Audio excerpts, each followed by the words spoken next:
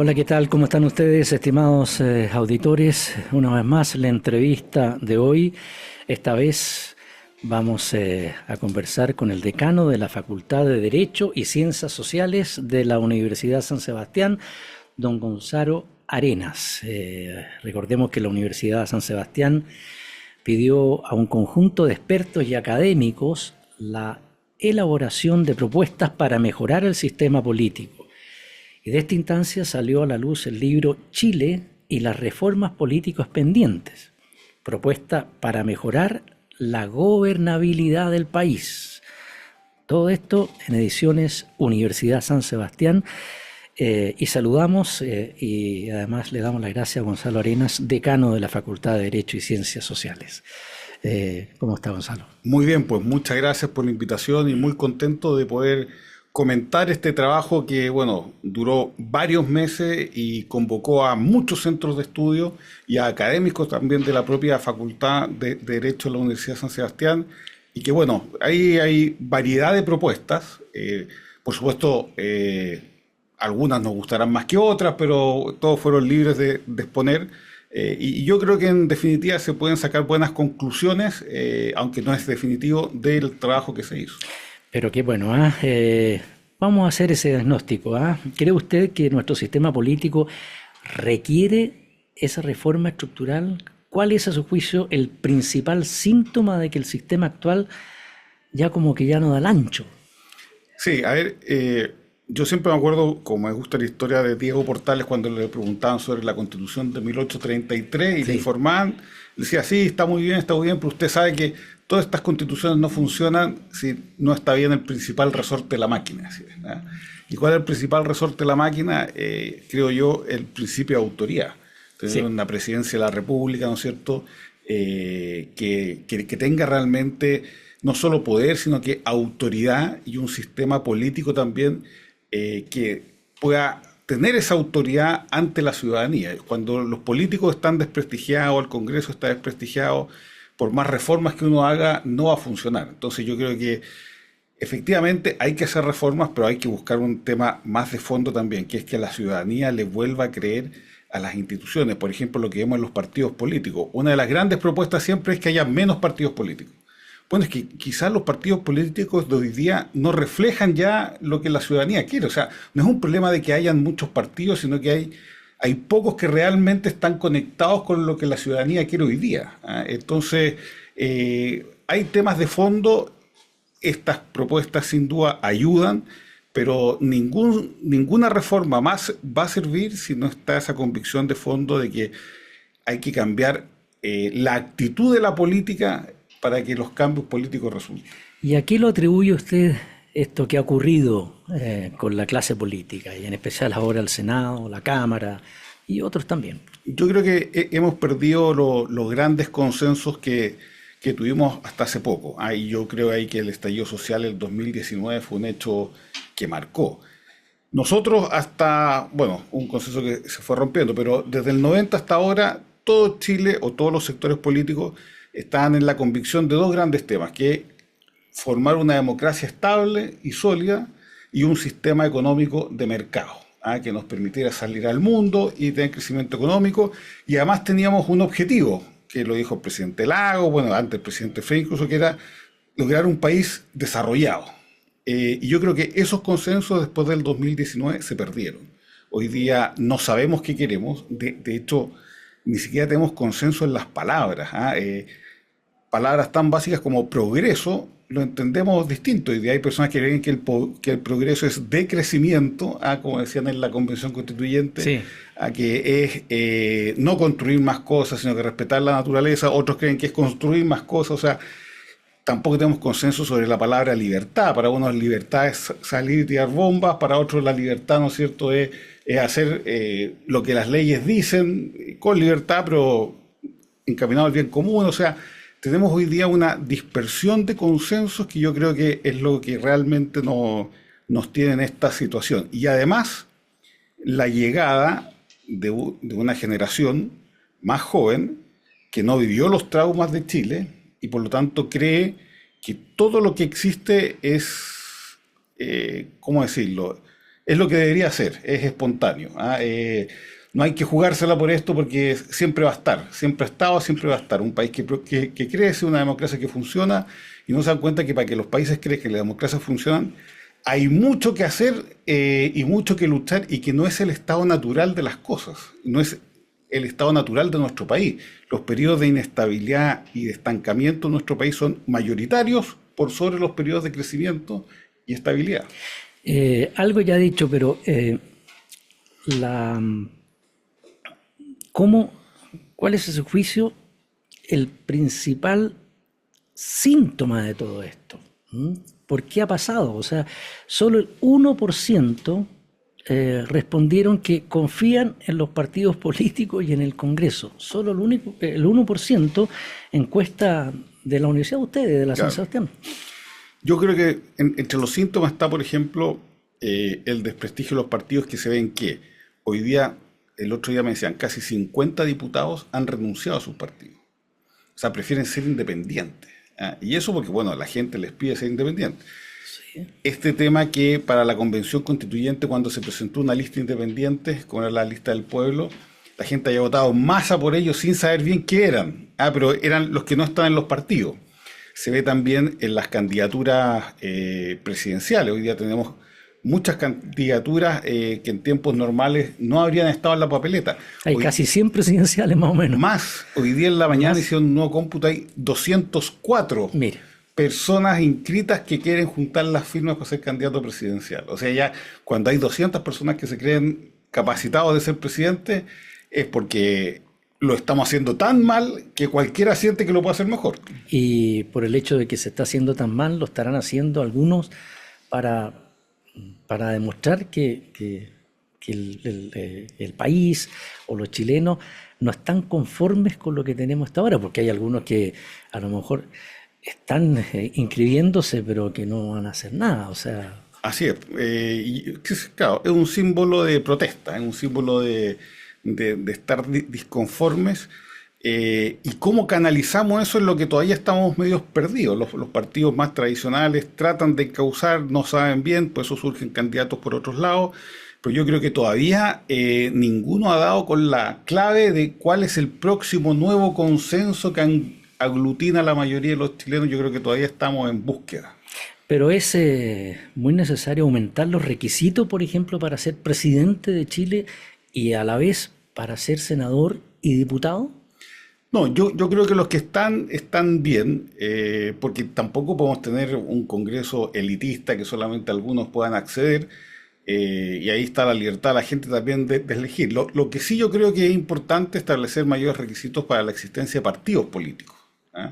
Yo creo que no pueden haber partidos de 1, 2, 3 diputados porque pasan a ser una especie de pymes electorales, y no tiene mayor sentido. Yo creo que ahí el sistema electoral debe ayudar a disminuir el número de partidos y a tratar de fomentar alianzas, o sea, dar incentivos a eso. Sí, perdón, Gonzalo, pero hace algún tiempo no le tengo ningún problema en decirlo, pero sí, no es que lo haya decidido como para, digamos, molestarlo o que le caiga muy mal, pero acuérdese que una vez fue de diputado Florcita Motúa. Así es. Y sí, mucha gente comentaba, pero ¿cómo? ¿Qué hace este hombre? Si claro, llegaba ahí, a la sala y estaba todo el tiempo... Es que ahí, más que los requisitos para ser diputado, problemas como el caso de él, que eran diputados con 900 votos, 1000 votos, menos que un concejal, el sistema electoral, que permitía, ¿no es cierto?, que en distritos tan grandes se empezaran a sumar el quinto o el sexto, fuera de arrastre total. Entonces, si tenemos un sistema electoral que limite el tema de los partidos y limite los arrastres, ese tipo de características de diputados no se darían porque necesitarían mucho más votos para salir electos. ¿Y el registro electoral debiera ser algo parecido? Porque si no, llega gente a inscribirse. Sí, bueno, es un síntoma también. Y yo creo que sí, deberían algunos tener un patrocinio previo, algo así, porque cuando hay más de 200, sin duda que ya se convirtió en broma. Ya la gente va, ¿no es cierto?, quizás por competir con el vecino, a ver cuál de los dos junta más firmas, porque además ahora el sistema está mucho más fácil, no es buscar la firma en la calle, es digital y por lo tanto la gente puede dar su firma en forma menos pensada, menos racional. ¿Es rentable ser presidente de Chile? O sea, nunca ha sido rentable ser presidente de Chile. Todos sabemos que ganan un sueldo. Sí, ganan un sueldo, pero cómo lo pasan, como decía Pedro Aguirre Cerda, creo que era que Sí. la casa donde tanto se llora, Sí. lo pasan O que mal, tanto se sufre. que tanto se sufre, lo pasan mal, tienen una presión gigantesca, se van enemistados con mucha gente, no es rentable, pero yo espero que más que rentable sea una vocación de servicio, que es lo propio de una república. Yo, por ejemplo, acabo de escribir un libro, aprovecho de promocionarlo, sobre la biografía de Antonio Varas, ¿Ya?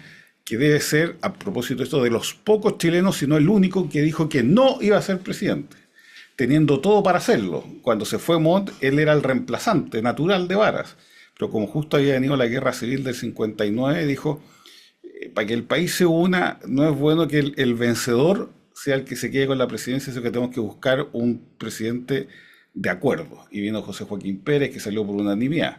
Y él dijo, yo no voy a ser presidente para que, pensando, ¿no es cierto?, en el bien público. Es un verdadero republicano, Claro. porque en el fondo, más que buscar una fama propia, veía qué es lo que necesitaba el país en ese momento. Ahora, hay, como usted ya algo también decía, fragmentación. Esta fragmentación refleja una crisis de presentación de los partidos, o más bien una falta de reglas claras del sistema. Lo que antes algo le pedí que dijera, pero así un poco más amplio. Sí, bueno, hay que ver también que nosotros nos escandaliza un poco este sistema de partido porque veníamos de un sistema muy ordenado que era el binominal. Sí, ¿Ya? Pero gran parte de la historia de Chile hemos sido igual de dispersos. Así en Chile, por ejemplo, el otro día se sorprendían porque habían las derechas, decían, hay siempre ha existido más de una derecha. En los años 40 existían 6 derechas distintas, el Partido Conservador estaba dividido en dos, el liberal también, estaban los agrarios laboristas, después vinieron los nacionalistas. O sea, la derecha siempre han sido muchas, y solo excepcionalmente con el Partido Nacional, por el temor a Allende, sí. se unió, y la derrota que tuvieron, y solo excepcionalmente con el lavinismo, porque pensaban que iba a ganar, y por Piñera, que ganó, es que se logró unidad en la derecha. Pero la derecha por naturaleza es dispersa. Entonces, nosotros quizás no nos mal acostumbramos, porque era un buen sistema, pero lo comparamos mucho con el binominal, que es muy difícil volver a eso, no hay el consenso político para. Entonces, nos tenemos que conformar con mayor dispersión. Lo importante es que no sea tanta para que haya diputados con 900 votos, o partidos políticos con 2 diputados. Pero con el cambio del presidente o del gobierno, el binominal quedó afuera. Quedó fuera, efectivamente. Y eso usted dice que es difícil. Es difícil de volver porque está muy marcado con lo que fue la Constitución del 80. Yo creo que era un buen sistema, y nos dio orden y estabilidad por mucho tiempo. Y era tan democrático como el actual, si los sistemas electorales. Eso es lo que le iba a decir. O sea, desde el presidente Elwin a la fecha, hemos tenido ese sistema. Así es. Mejorado, pero muy poco, digamos. Así es. Y yo creo que fue más de ideología y propaganda de contra la Constitución del 80, el ir contra el binominal, más que fuera un sistema que no servía. Así que yo creo que hay que buscar un término intermedio. Nos fuimos al otro lado, Sí. donde ahora cualquiera puede formar un partido, pero yo creo que hay que buscar un término intermedio y todavía no lo alcanzamos. Y con otra constitución, ¿se podría lograr eso? Es Porque que, ya tuvimos sí, es varias. que ¿cuál era la otra? Porque todas las otras que nos mostraron eran horribles. Entonces, no creo que pase por otra constitución. Yo creo que esta constitución del 80 técnicamente es de las mejores que ha tenido Chile en su historia, en el sentido de establecer buenas instituciones sólidas, una formación de la ley, una relación entre los poderes. Yo creo que lejos es la mejor que ha existido, y respetando también la tradición constitucional chilena. Si la Constitución del 80 tampoco es un conejo que sale No, claro. de un sombrero de mago, sino que también respeta mucho de lo que es la tradición constitucional chilena y la sigue en sus elementos fundamentales. Yo creo que hay que reformar ciertas cosas. En un caso hay que hacer una reforma electoral, hay que buscar pisos para tratar de contener este desborde, porque si no, vamos a llegar a cualquier lado. O sea, el umbral del 5% definitivamente es algo que hay que Sí, mejorar ya, sí, yo creo que ¿cierto? es una Ahora, necesidad. se entiende que ya para el periodo que viene de elecciones, ya sea de presidentes, diputados, ya nos alcanza. Ya nos alcanza. Pero yo creo que es un objetivo que tenemos que buscar. También este tema de que no puedan salir diputados electos arrastrados con casi ni un voto, sino que hay que quizás reducir los distritos para así evitar que se produzcan estas como arrastres en la cola, ¿ah? De los últimos que estaban en la lista. Cuando hay un candidato muy potente, yo creo que eso también le hace mal a la democracia y le hace mal al Congreso. Sin duda, sin duda. Pero ahora hay en el fondo el 5%, ¿cierto? Del umbral. Pero también hay un detalle que algunos senadores o diputados y en general reclaman, que ante cualquier cosa que les pasa, eh, ellos siguen en su puesto y mucha gente dice, pero ¿cómo? Este señor está eh, metido con problemas, está en la justicia y todo lo demás. Eso sí que se puede Sí, superar. eso hay que Y mejorarlo. está ahí, Sí, hay que mejorarlo todo este sistema del fuero, todo este sistema sí, del desafuero. Yo creo que es una institución a revisar. Hoy día no se dan las condiciones que se pensaron en su momento por las cuales eran necesarias el fuero, que era en el fondo para evitar vendetas políticas, que a uno lo acusaran sin mayor sentido, etcétera. Se puede establecer una forma más intermedia porque efectivamente le hace muy mal a la política que hayan parlamentarios desaforados que sigan recibiendo el sueldo y que están siendo investigados por la justicia, algunos han estado presos. Entonces yo creo que hay que poner requisitos de perder el cargo más estrictos en ese sentido, ¿ah? Porque también le hace muy mal. Hay parlamentarios que han pasado casi todo el periodo procesado, claro. y yo creo que eso le hace un daño a la política. Entonces, en ese sentido, tener mayores normas para dejar el cargo, yo creo que es importante también. Claro, lo que pasa es que mucha gente dice, "Pero si eso para que se mejore, lo tienen que hacer ellos mismos. Claro. Entonces, ¿por dónde se puede? Claro, lo que pasa es que Habrá que esperar una generalmente, próxima elección. claro, estos temas que los afectan a ellos mismos se aprueban pensando en la siguiente legislatura, ¿ah? Cosa que no les afecta a ellos.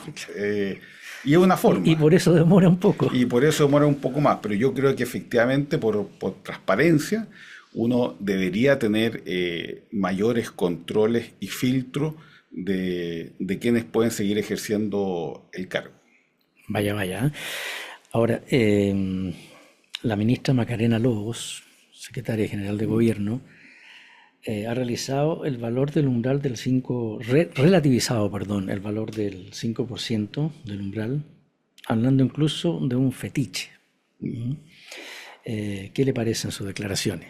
No, me parece que, a ver, no es un tema de fondo, No, no, pero sí un tema que ayuda y yo creo que ella quizás podría ver experiencias comparadas en otros países que tienen estos umbrales y que sí han funcionado, ¿ah? Porque si no, si no hay umbrales más o menos altos, el sistema político termina siendo chantajeado por partidos chicos que se empiezan a unir entre ellos. Entonces, cuando faltan 2 votos, 3 votos, es cosa que uno de estos partidos diga, bueno, ¿cuánto me dan para yo votar a favor o en contra? Y yo creo que ese chantaje es muy malo, ¿ah? Y un partido que tiene por sobre el 5% es un partido que tiene una representación real, que tiene un número parlamentario importante y por lo tanto no se presta al juego de ser una especie de pyme electoral que sobrevive en base al chantaje del sistema político. y eso viene siendo el elemento del sistema actual que incentiva la fragmentación. Incentiva la fragmentación y además incentiva que los parlamentarios, más que trabajar por un proyecto político, más que trabajar por una visión de país, trabajen exclusivamente por ser reelectos como sea. ¿Ah? Porque en el fondo saben que están solos y que Bueno, son ellos. hay algo que se ha mejorado, que ya no pueden repetirse Sí, tanto para toda la vida. pero estamos viendo, y eso yo creo que es un signo de decadencia también, que personas, por ejemplo, que no podían ir a la reelección de senadores, van a ir como diputados. Sí. Eso es saltarse el espíritu de la norma. ¿Ah? Y eso además demuestra, ¿cuál es la palabra para no ser muy agresivo? Pero demuestra poca conciencia de lo que se está buscando en el sistema político reformado. ¿Ah? Yo creo que eso es una muy mala señal. Pero ahí, ¿quién se cayó? ¿El Ejecutivo? ¿El mismo Legislativo? ¿Lo hicieron Yo creo ahí que sí. que saliera así más o menos? Sí, yo creo que fue Porque más o menos consciente. no es judicial tampoco. No, yo creo que fue y más no o menos fueron los consciente. partidos políticos. Sí. Yo creo En que parte sí, pero es más o menos consciente porque en el fondo da a entender que no importa que incluso a uno lo rebajen en su cargo, lo importante es estar ahí. La gente piensa, o sea, esto es un botín tan grande que uno está dispuesto a ser diputado después de ser senador con tal de poder después volver a ser senador. Entonces eso realmente desprestigia la política. eso le iba a decir. O sea, después la gente dice, mire, este hombre, como ya no puede ser senador, Se se la baja rebuscan, diputado. se la rebuscan Ya no para puede ser seguir. diputado, pelea para ser senador. Sí, Y eso no es bueno, como no usted es dice, bueno. No es bueno. Es un desprestigio. Vamos a hacer Gonzalo Arenas, decano de la Facultad de Derecho y Ciencias Sociales de la Universidad San Sebastián. Vamos a hacer una muy breve pausa y ya regresamos. Espérenos.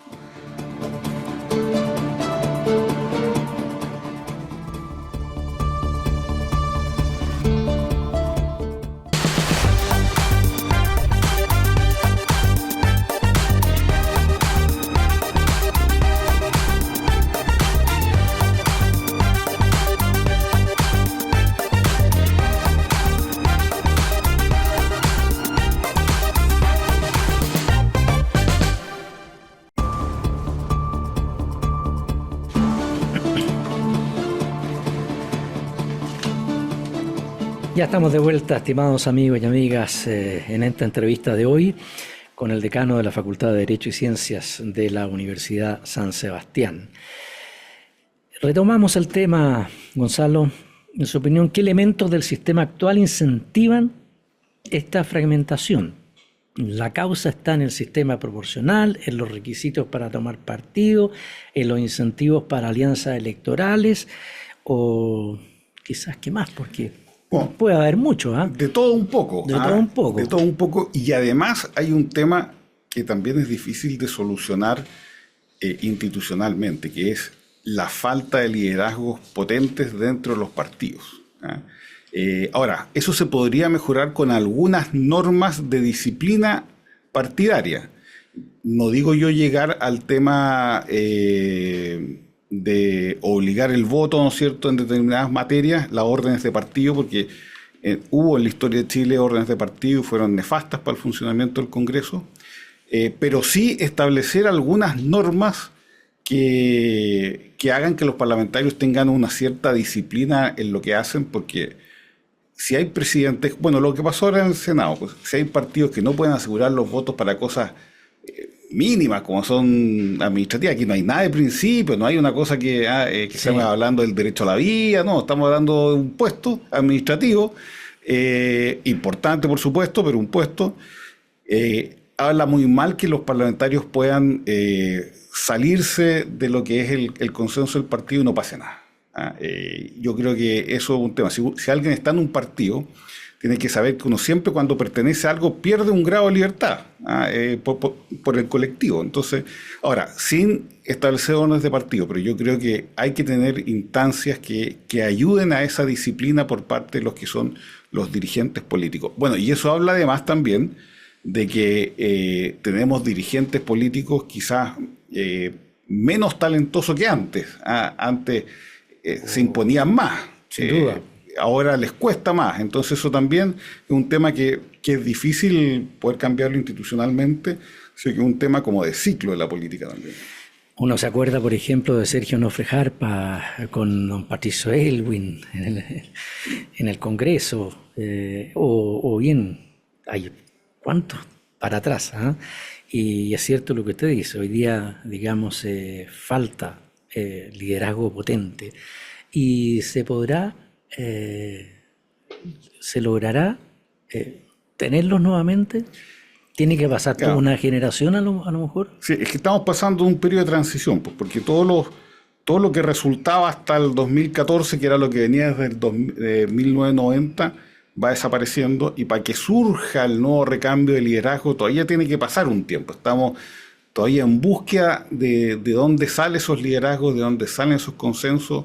Yo creo que nos va a tomar un tiempo más. Sí, Si no- porque además la juventud no está ni ahí con los políticos. Claro. Lo que decíamos al comienzo. Y lo que pasa, yo hago clases de historia constitucional en la Ya. Facultad de Derecho. Y les cuento a los alumnos que siempre cuando se produce un gran momento político, que implica como un antes y un después, hay un periodo bastante largo para que las cosas vuelvan a su curso normal y se empiecen a construir nuevos consensos y nuevos liderazgos. Por ejemplo, en la Constitución del 25, la Constitución del 25 se aprobó el 25, pero para que el sistema funcionara bien hubo que esperar hasta el 32. O sea, pasaron 7 años antes que se pudiera, ¿no es cierto?, nuevamente enrilar el sistema político. Bueno, y así. En varios textos constitucionales chilenos, el periodo como de vacancia, de búsqueda de nuevos consensos y nuevos poderes se alarga. Nosotros, a pesar de que ya han pasado 5 o 6 años del estallido social, todavía yo creo que nos quedan unos años más hasta que podamos consensuar, primero, qué fue el 2019, y segundo, cuáles van a ser los nuevos consensos y los nuevos liderazgos que nos van a guiar por los próximos 30 años, que yo creo que está en construcción todavía. Pero eso del estallido social, ¿por qué ha vuelto, digamos, a la palestra de todos estos últimos días? ¿A qué se debe? ¿A qué lo atribuye usted? Porque esto no es que la gente se empezó a acordar de nuevo, Sí. ¿no?, del estallido social, sino que ahora que se acercan elecciones, se acercan cambios en el Senado, en la Cámara, el estallido social. Es que yo creo que el estallido social... Incluso están acordándose lo que hizo el presidente Piñera, Sí. digamos que estaba en un restaurante con Sí. un nieto, un hijo, que lo están sacando en cara ahora, y otros que estaban en otras partes también.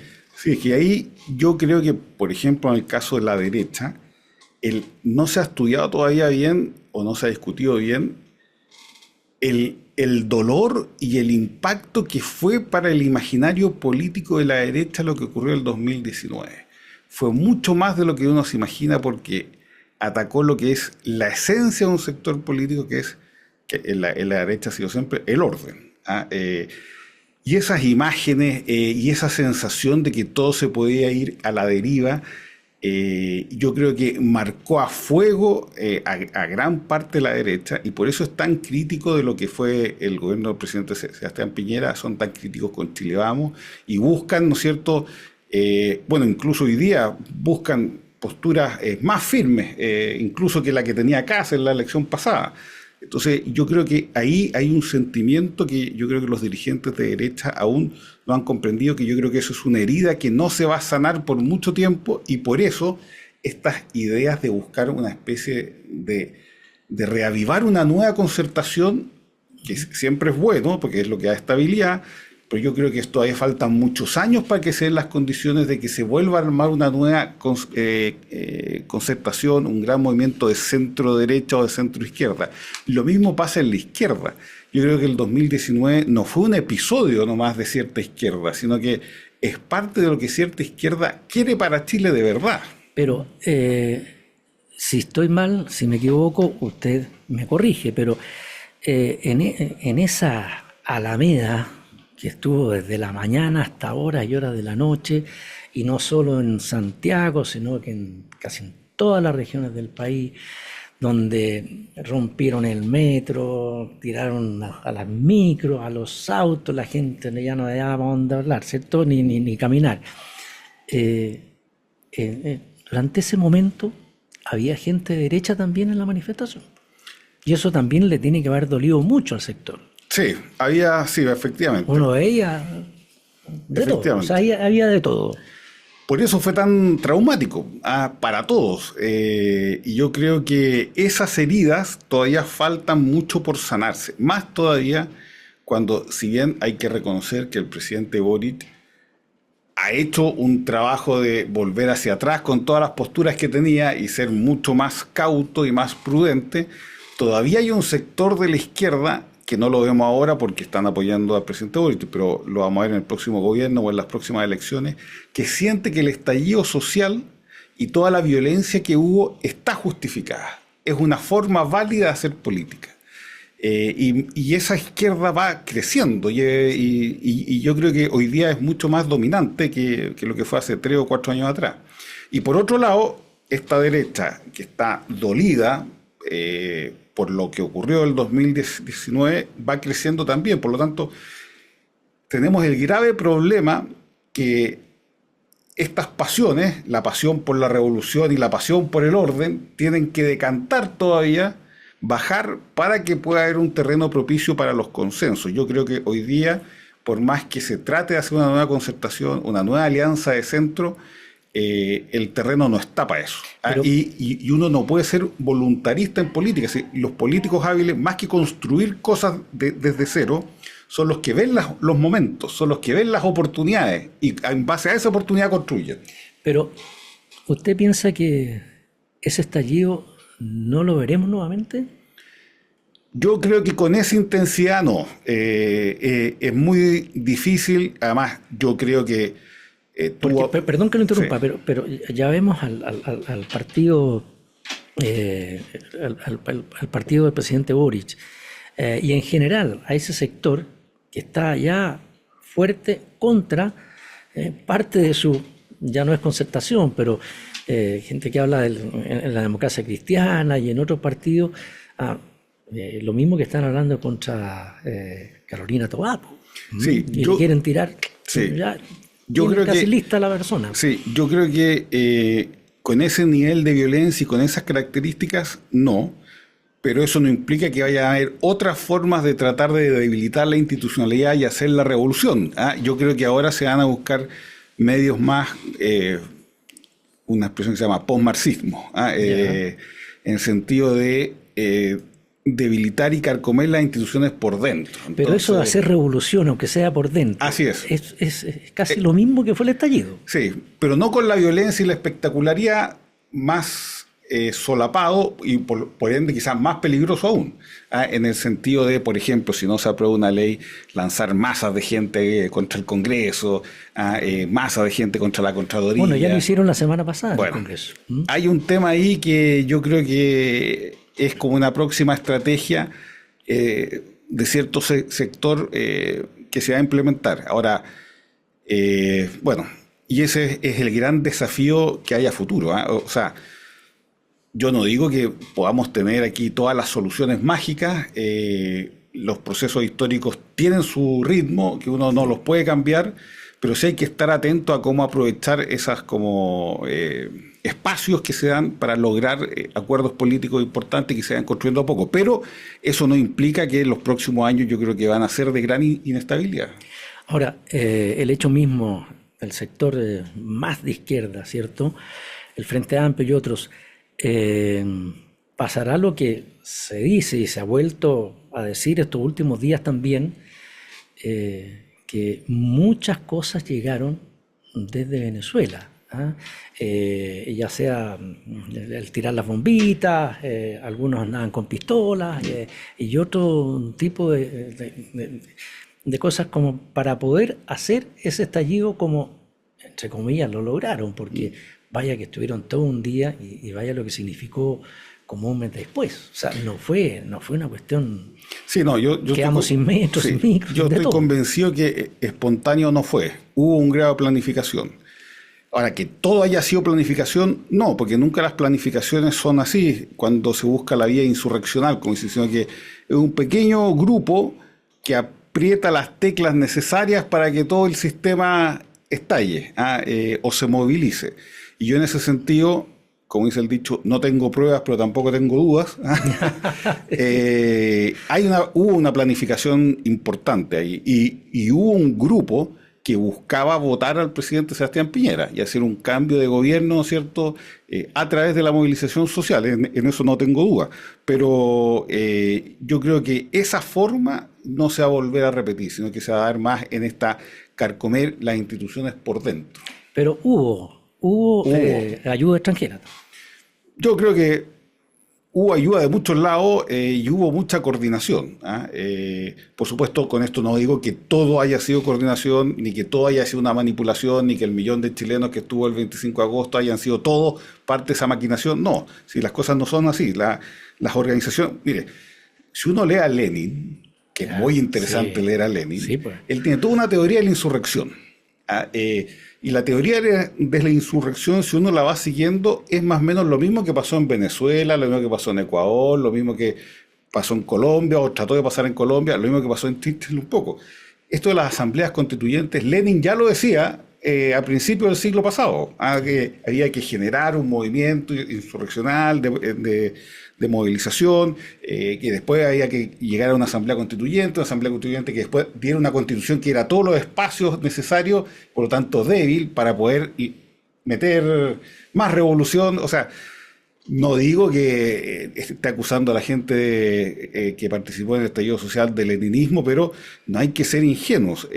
El postmarxismo, representado por Ernesto Laclau, representado, ¿no es cierto?, por García Linera en Bolivia, que eran los pensadores que influyeron en Chávez, que influyeron en Correa, que influyeron en los Kirchner, tenían como referente a Lenin. Hay libros de García Linera en donde dice que Lenin es una fuente de inspiración hasta el día de hoy, con sus modificaciones, etcétera. Pero la teoría insurreccional leninista goza de buena salud. Y bueno, es cosa de leerlo, porque cuando uno lo dice así en frío, uno puede decir, mira, este cree que está en la Guerra Fría, etcétera. Pero yo los invitaría a leer un poco lo que es esa tesis. Pero qué bien, pues qué bien. Vamos a invitar también a que que se mantengan en la sintonía de la Radio Agricultura y esta entrevista, porque vamos a hacer una muy breve pausa y ya volvemos. Espérenos.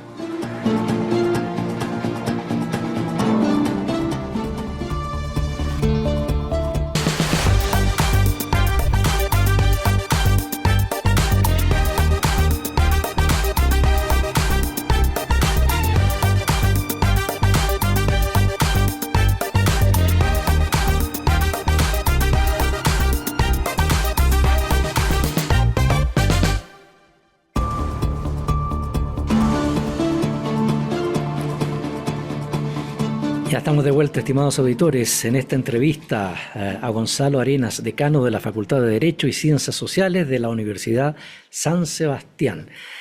Gonzalo, para terminar con el punto anterior, ¿qué fue lo que le pasó en ese momento al presidente Sebastián Piñera? Porque en los primeros minutos estaba solo.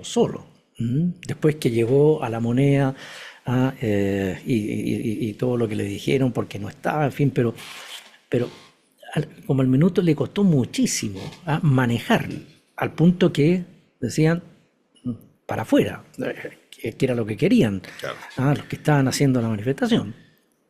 Yo creo que nunca se lo imaginó. De hecho, uno se acuerda siempre de la entrevista que había dado días antes, en donde decía que Chile era un oasis. Sí, pues sí. Yo creo que esto lo pilló absolutamente desprevenido, como nos pillaría a cualquiera. Bueno, como nos pilló a todos, o sea, a todos nos pilló medio desprevenido. Pero se ha hecho siempre una crítica a cómo se manejó el estallido por parte del gobierno de Sebastián Piñera. Y aquí yo voy a decir quizás algo que no es muy popular entre la gente de derecha o centro derecha. Yo creo que tuvo aciertos y errores, pero los aciertos fueron mayores. Yo creo que en una república, en una democracia, no se puede tratar a los ciudadanos a balazos. Esto cuando decían los más extremos, hay que sacar al ejército, tienen que disparar, que haya los muertos que sean, etc. Yo creo que eso no es propio de una república, no es propio de una democracia, y yo creo que el gran mérito del presidente Sebastián Piñera fue que enfrentó esa violencia sin salirse de la institucionalidad.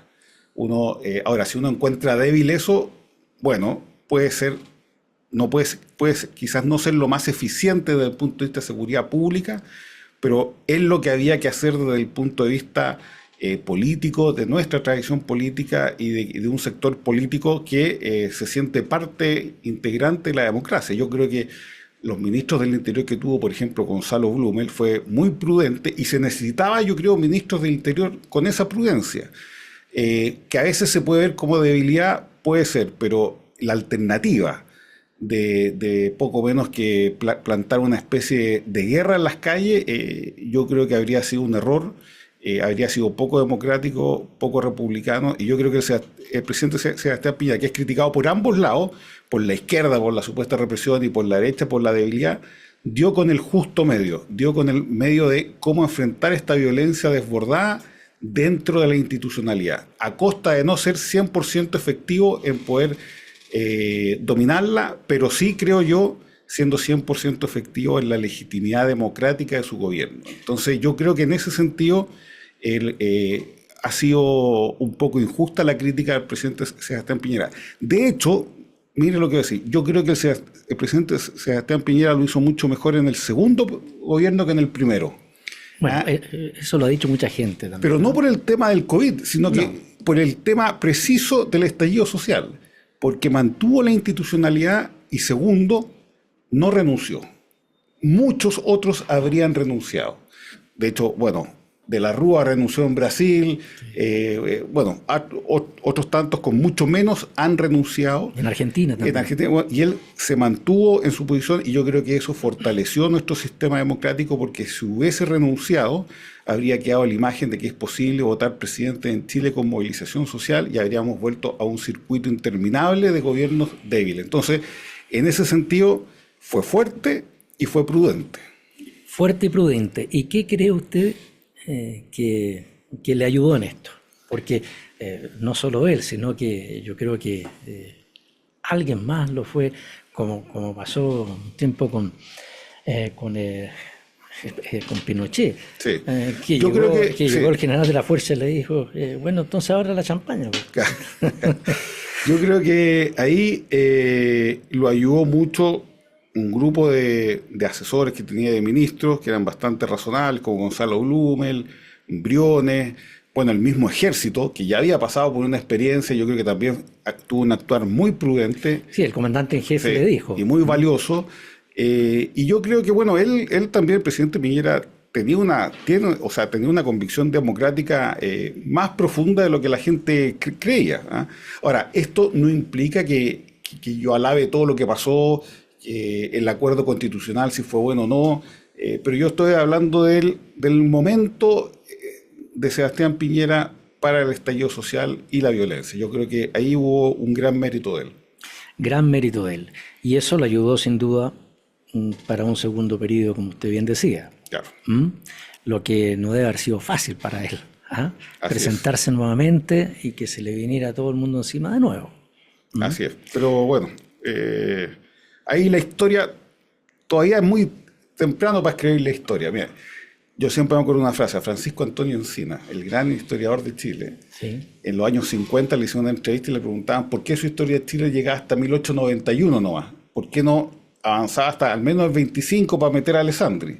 Y él, 50 años después, decía, es que es muy luego todavía para escribir de eso.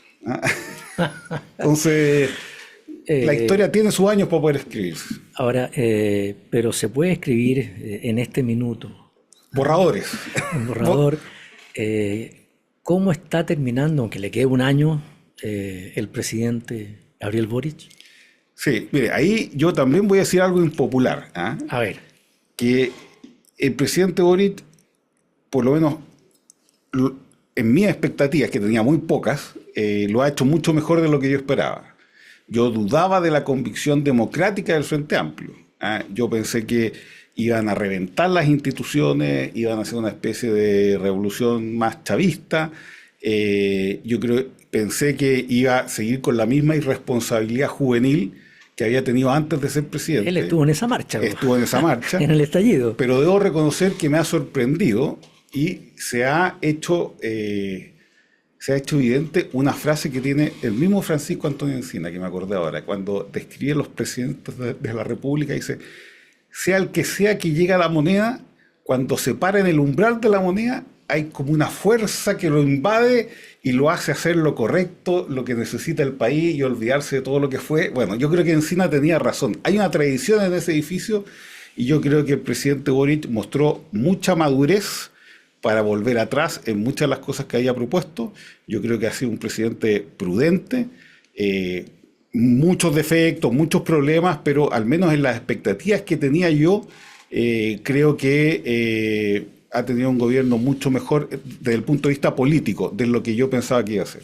Ahora, pero igual el sector no está muy conforme con él. Pues. Se le ha, como que se le está Sí, pero alejando, sí, sobre todo el Frente Amplio. pero si si uno lo compara con el otro proyecto político de izquierda dura, porque este es un proyecto de izquierda dura, que fue Allende no pudo controlar a sus partidos. Y yo creo que Gabriel Boric va a terminar su periodo habiendo controlado los partidos, incluso los comunistas, porque podrán patatear, etcétera, pero no se han ido del gabinete, no se han declarado oposición en el Congreso. Entonces, yo creo que ha tenido esa virtud de lograr, esa ambigüedad de los líderes políticos destacados, que es saber darle señales a todos. Pero ya hay una ministra que Sí, que aún no renuncia, sí, pero incluso está hablando y está haciendo campaña. Sí, bueno, esos que son es del los Frente Amplio. Sí, esos son los signos que él debería poner más atención. Hasta ahora ha estado bien. Hay que ver, ojalá que la campaña ojalá que como gobierno y como presidente él no se involucre en la campaña, no sea un activista, porque también en toda la tradición constitucional y política chilena, los presidentes siempre han sido garantías de imparcialidad. Entonces, yo espero que él, como lo ha hecho hasta ahora, siga esa tradición también de imparcialidad, que se acuerde de Encina con ese espíritu que le cayó encima cuando atravesó el portal de la Moneda. Sí, pero ya mucha gente le ha dicho o lo ha comentado en términos de lo que hizo cuando se firmó el arreglo a las ISAPRES, o sea, no a las ISAPRES, sino que en general a todo el sistema. Sí, bueno, es un tema de... Porque la ministra terminó bailando con él ahí, sí. Y después habló él hace como 2 días diciendo está en su derecho. Claro, hay que ver cómo evoluciona. Esperemos que sean unos signos nomás y que no ceda al activismo que le van a pedir sus partidos, ¿no es cierto?, como presidente de la República, y sepa estar por encima de la lucha partidaria. Los presidentes de la historia de Chile, que han sido grandes presidentes, han estado siempre por sobre la lucha partidaria, por sobre sus partidos. Han sido presidentes de Chile en su conjunto más que de un sector. Entonces, mire, hay una historia sobre la transición, Crónicas de la Transición, que escribió Oneto, no. Bueno, fue Oneto con 2 más. No, pero este lo escribió solo que lo reeditaron ahora. Historia de la transición, o Crónica de la Transición. ¿No es Kaiser? No, era otro. Bueno, pero ahí el punto es que hay una historia que yo la encontré fabulosa. El presidente Elwin, su estrategia fue colocarse por sobre los partidos, ser un presidente de la nación, etc. Entonces, contaban ahí que cada vez que había que buscar firmas de algo, etc., iba a Benninger. Entonces, Benninger les pasaba el papel, oye, firma esto. Y le preguntaban, ¿y el presidente sabe esto? Y la respuesta de Benninger era, el presidente está por sobre el bien y el mal. Muy breve la última pregunta, porque estamos ya en la hora. Pero así como hemos hablado del presidente Boris, de los partidos de ese sector, ¿cómo ve usted a la derecha? Yo a la derecha... Están como convencidos de que se gana esto. Sí, no está pero ganado. Ya hay como 4 candidatos. Yo creo que, de hecho, está difícil ganar. Porque estamos en un periodo donde... no hay un liderazgo claro. Las veces que hemos ganado es porque la derecha, la derecha solo como partidos y como conglomerados políticos nunca ha ganado. Cuando ganó en los años 60 fue por la figura de Alessandri. Sí. Él era un portento. Cuando estuvo a punto de ganar y se unió con Lavín era porque estuvo a 2 puntos y cerca, y ahí se motivaron con Lavín, porque al principio todos los querían bajar a Lavín. Sí. Y ganaron con Piñera porque Piñera también era más que lo que era la derecha. Hoy día no tenemos ningún liderazgo que sea más que la derecha, por lo tanto no está fácil, y más todavía cuando están por separado y hay algunos que no se comprometen o no se han comprometido públicamente a apoyar al que pasa a segunda vuelta. Así es. Entonces, ahí hay un tema, y siempre para la segunda vuelta nunca se suman íntegro todos los votos de los que quedaron atrás. Siempre hay un porcentaje que baja. Entonces, yo creo que ahí hay una debilidad importante. Es lo que pasó cuando ganó el presidente Boric, estando José Antonio Kast, Claro. Que quedó a la final. Así es. Ahí muchos votos o se fueron para el presidente Boric, O no fueron a votar. o no fueron a votar. Sí. Yo creo que ahí hay un ¿Puede desafío. ocurrir lo mismo? Si siguen así. Puede ocurrir lo mismo. Yo creo que, de hecho, yo creo que las opciones hoy día están más debilitadas en la derecha que en el otro lado, porque el poder siempre une. El que tiene el gobierno siempre tiene más facilidades para ordenar sus huestes. Y por lo tanto, ellos van a estar más ordenados que la centro derecha. Así que yo creo que hay un desafío ahí grande. Bueno, vamos a agradecerle a don Gonzalo Arenas, decano de la Facultad de Derecho y Ciencias Sociales de la Universidad de San Sebastián. Les recuerdo que la Universidad de San Sebastián pidió a un conjunto de expertos y académicos la elaboración de propuestas para mejorar el sistema político. Ojalá que eso traiga Ayude. De algunas luces. Así que muchas gracias, Gonzalo, y muchas gracias a los auditores que han estado en esta entrevista escuchando a la radio Agricultura. Quédese en la sintonía, que hay mucho más que ustedes pueden seguir escuchando a través de la radio y el canal de televisión YouTube. Gracias.